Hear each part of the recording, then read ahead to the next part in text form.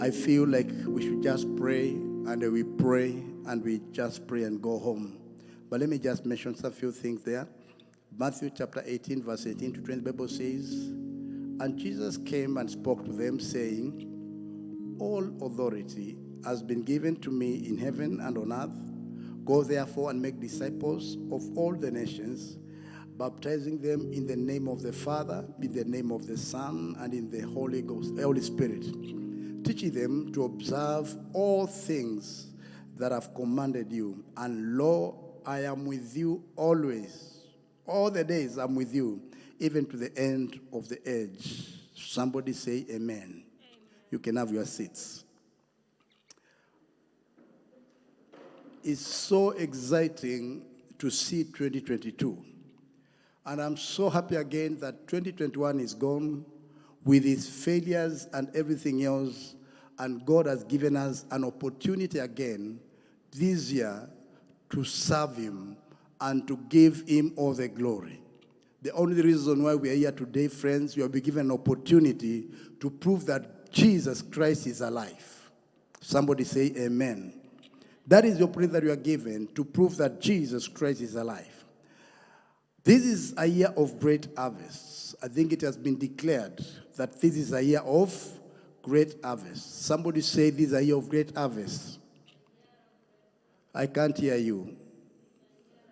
I can only hear Ma'am Jacinta. The rest I can't hear you. Please let us just say like we mean it. This is a year of great harvest. I will not continue until you speak properly. Somebody say great harvest. That's much better. We are going to proclaim, we are going to attract, and we are going to influence for the glory of the Lord. Bwana asifiwe sana. And last Sunday, Bishop put it very clearly. And he put a very good base that I just want to pick it up from there. And one of the things that Bishop said on Sunday, spoke about kingdom priorities. And he said there are two kingdom priorities. And the first priority was the Great Commission. And the other one is the Great Commandment, the Great Commandment. Allow me to just put a bit of emphasis on the Great Commission. Where we have read in the book of Matthew chapter 18, from 18 to 20, Jesus is speaking to his disciples. And I want to make it clear to you that Jesus has already done his ministry. He has died. He has resurrected. And is meeting his disciples at a place called Galilee. A very interesting scripture. If you read from verse 1 or verse 18, you see something like a movie, a very interesting scripture. Hallelujah. And now they are meeting there, and he's telling them, all authority has been given to me in heaven and earth. Go therefore and make disciples of all the nations. In the King James translation, the passage in verse 18 says that, he said that all power has been given to me. I want you to note carefully that the word all has been repeated 4 times in that verse. It talks about all authority, talks about all the nations, it talks about all things and all the days, all. What is Jesus trying to tell us here? The word all has been repeated there. Jesus is stamping his authority. He's coming to his disciples and he's telling them, all power, all authority has been given to me. Go and make the disciples of all the nation. He's stamping his authority as the King of Kings and as the Lord of Lords. Somebody say amen. Bwana asifiwe sana. He's stamping his authority as the King of Kings and as the Lord of Lords. All power, all authority has been given to me in heaven and on earth. Go therefore and make disciples of all the nation. He's stamping his authority. Bwana asifiwe sana. Hallelujah. Friends, I don't have time, but you can read in the book of Daniel chapter 7, verse 14. You see again the same words which were repeated by Daniel, showing the authority of the Lord Jesus Christ. Bwana asifiwe sana. The Greek word for the power that is used here is the word exousia. Exousia. Bwana asifiwe. The word exousia is the Greek word that is used here. And I want to tell you, it is not that Jesus is speaking with authority because he's risen. No, even before he was risen, he had actually given them the same promise. If you go with me to the book of Matthew chapter 10 and verse 1, the Bible says, you can write down, and when he had called unto them his 12 disciples, he gave them power against unclean spirits to cast them out and to heal all manner of sicknesses and all manner of diseases. Bwana asifiwe sana. So Jesus Christ, even before he died, he had talked about giving them the power. He gave them the exousia to do the work of the kingdom. Bwana asifiwe sana. Allow me to speak about two things, and I'm going to conclude. Now, Jesus is giving us a commandment that many people call it the Great Commission. But before we get to that, allow me to speak about two things. And one of them is the preparation for the assignment ahead. The preparation for the assignment ahead. Because you realize whenever you are given a job to do, you need to be prepared for the job. You need to be trained for the job. You need to be given the tools for the job. It is a tragedy. It is a tragedy if you go to do a job without a tool. Bwana asifiwe. You are quiet on me, and most of you are looking down. Please look at me. Ndio tujue kama tuna communicate. Namna hiyo, Bwana asifiwe sana. Unless you are taking notes, please look at me, because it is important for you to understand. Before you are given an assignment, you are given some tools to help you to accomplish that assignment. And that's why I'm saying that there is the preparation for the assignment that Jesus was giving them. This was a command, but there was a preparation. When we jump from Matthew chapter 28, we land on Acts of Apostles chapter 1. Hallelujah. When we go to verse number 4, you see, as they were being assembled together, he commanded them they should not depart from Jerusalem, but to wait for the promise of the Father, which says that which he have heard from me. Listen carefully. Jesus is talking to his disciples, but instead of going out to all the nation, they are gathering at Jerusalem to wait for a command of the Father. Bwana asifiwe sana. Hallelujah. They are going to gather at Jerusalem. They are not moving to start doing the work that they were given in Matthew chapter 28 and verse 18. They are coming to Jerusalem and they are gathering there and they are waiting for the promise. Somebody say the promise.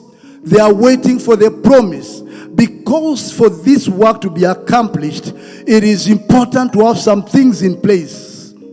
Bwana asifiwe. It is important to have some things in place before this work is done. And so these guys are gathering in Jerusalem and they are waiting for the promise. What is the promise of the Father? What are they waiting for? I want just to tell you, if you read the Gospels in the book of John chapter 14, John chapter 15, John chapter 16, you see Jesus giving the promise, and that is the promise of the Holy Spirit. Hallelujah. So they could not go and they start doing the Great Commission. They went and they waited for the promise. Bwana asifiwe. Hallelujah. They waited for the promise. Hallelujah. And then when the promise came in the book of Acts of Apostles chapter 2, they were able to step out and they start proclaiming. Things started after they got the promise of the Father. I want to tell you something, and maybe I'm not discouraging somebody here. If you are going to have the great harvest, we must be prepared for the great harvest. We must be prepared. We must be prepared for the great harvest. We cannot harvest without the tools to harvest. And one of the tools to harvest, we need the power of the Holy Spirit. We must be filled. We must walk with the Holy Spirit.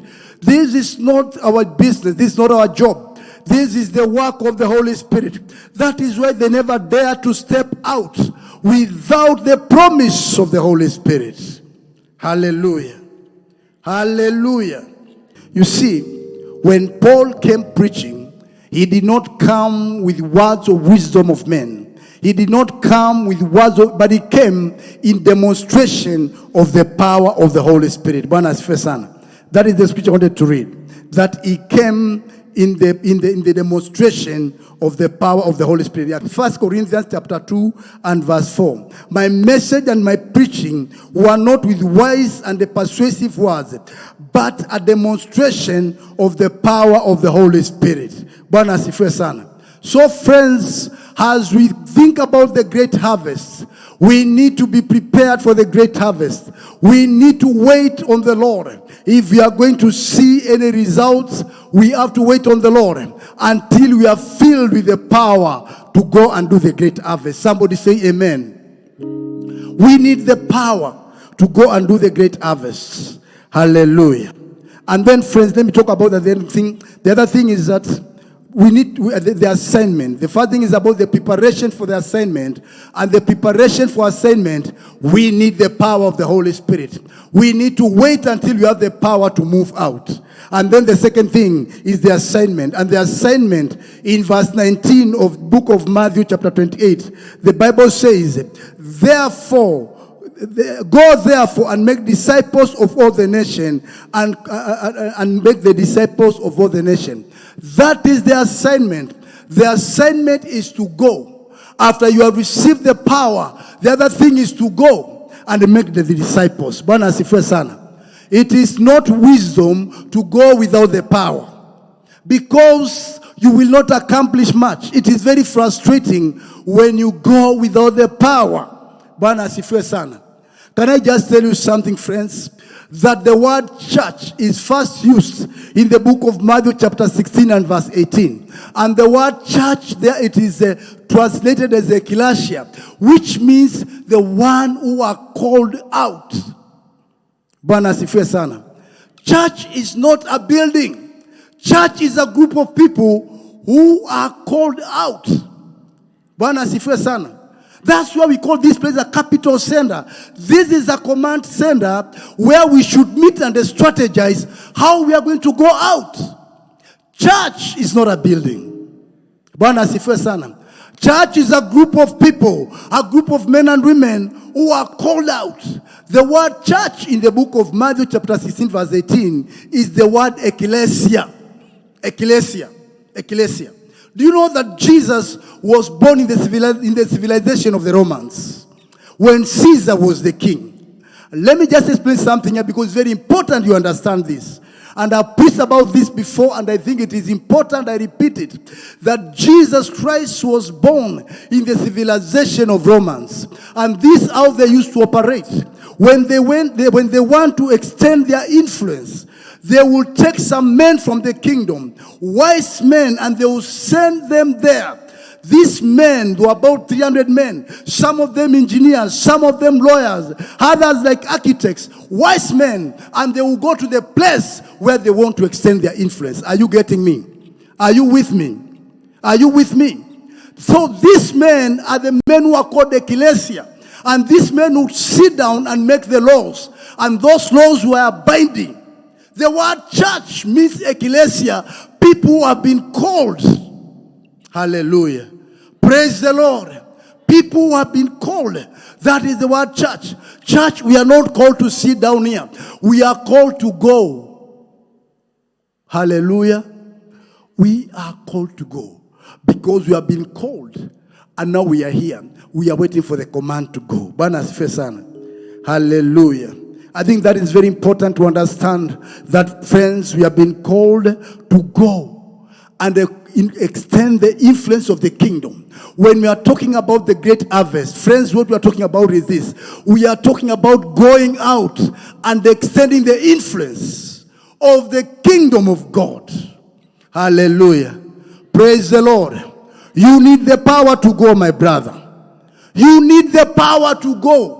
You cannot go by your own understanding. You can ask some few guys who are called the sons of the Sceva. When they went and they joked around with a demon without the power, the Bible says they were beaten and they were stripped naked by those devils. You need the power to go. Hallelujah. Somebody say, I need the power to go. And you know, friends, this power, we don't get this power by eating ugali. And we don't get this power. We get this power on our knees. When you are waiting on God, that is the time when you are getting the power. Hallelujah. When I look at people today, I'm seeing people who are hungry for the power of God to go. Bwana asifiwe sana. You cannot accomplish these things by your own, my brother. But you need the power of God to go. We've been called to go. Ecclesia, we've been called to go. Bwana asifiwe sana. And they influence the world. Hallelujah. Let me just mention one thing and I'll be out of your way. It is very important to understand how do we achieve this. It's very important for us to understand how we're going to achieve these things. Now listen carefully. We can only achieve some results if we demonstrate the power of the risen Christ. When Jesus was walking on earth, he moved with signs and wonders and miracles. And they believed. I remember at some point he told them, even if you don't believe in me, believe in the signs that you can see. Bwana asifiwe sana. When they met with the power in the book of Acts chapter 2, immediately in the book of Acts chapter 3, we see Paul and Silas. We see people, we see things happening. We see people, we see cripples getting healed. We see things happening. Bwana asifiwe sana. We cannot accomplish anything by our supernatural means. We must be in the spirit. We must evoke the supernatural to get some results. Hallelujah. Even in the story of the Samaritan woman, Jesus had to evoke something supernatural. He had to use a word of wisdom to reach that woman. Bwana asifiwe sana. Hallelujah. Hallelujah. He had to evoke something supernatural to reach that woman. Even the story of Zacchaeus, Jesus had to evoke something supernatural to reach Zacchaeus, the word of knowledge. It is very frustrating, friends, when you go to preach the gospel and you have nothing. You have no power. You have got nothing. I remember 1991. I was a young man in my 20s. We went to Kisumu for a crusade. We were a group of young men who were just crazy for Jesus. Hallelujah. We were just crazy for Jesus. In our 20s, we were never ashamed of the gospel of Jesus Christ. We preached whenever there was an opportunity.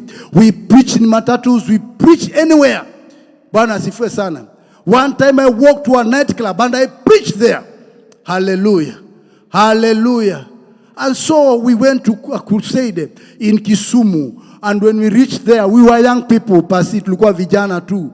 Vijana wa 20s, lakini tunapenda Yesu. Hallelujah. Tunapenda Yesu. Tunapenda Yesu. Hallelujah. Tunapenda nani? Tunapenda Yesu. Bwana asifiwe. Hallelujah. Tunapenda Yesu. So we go to Kisumu. And we had prayed for 30 days to go and demonstrate the power of God in Kisumu. And when we just landed in Kisumu, they said, there were tribal clashes, and they said, there is no more public gathering. And all our meetings were cancelled. We took 3 more days and we waited on God. And God told us, you don't need a crusade. You need just to go to their houses and they speak, and I will be with you. Do you know when God is with you, you don't struggle. Bwana asifiwe sana. And I'm telling you, I saw something that I've never seen in my life when we went in the city of Kisumu. And I'm telling you, in that city, there are so many denominations. But we entered those houses. I remember very well when we entered the house of one mother who had a child who had a very high fever. And we entered there, and we were with another sister and another brother. And we laid hands on this child, and the fever disappeared. She didn't need another gospel. She said, pray for me. Bwana asifiwe sana.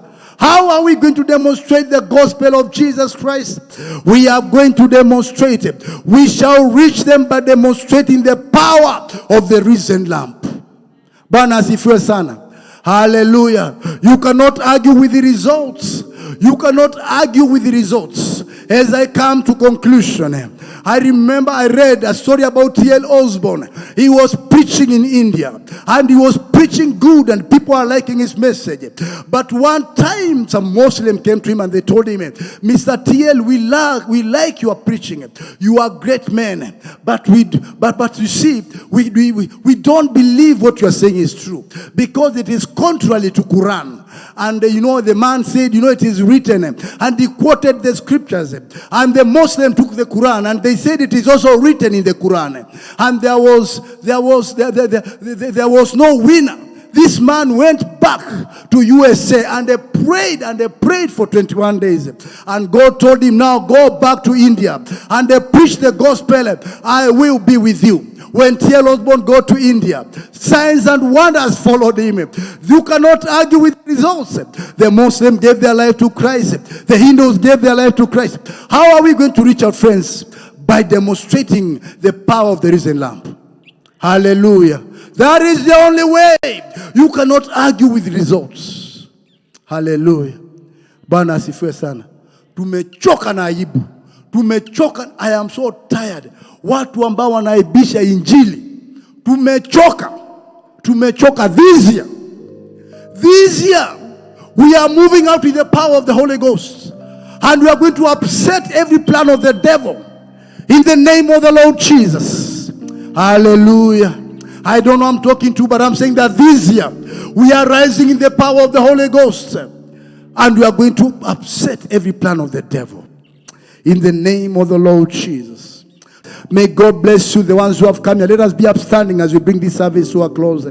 Hallelujah. Shakaya mazindi ribozia.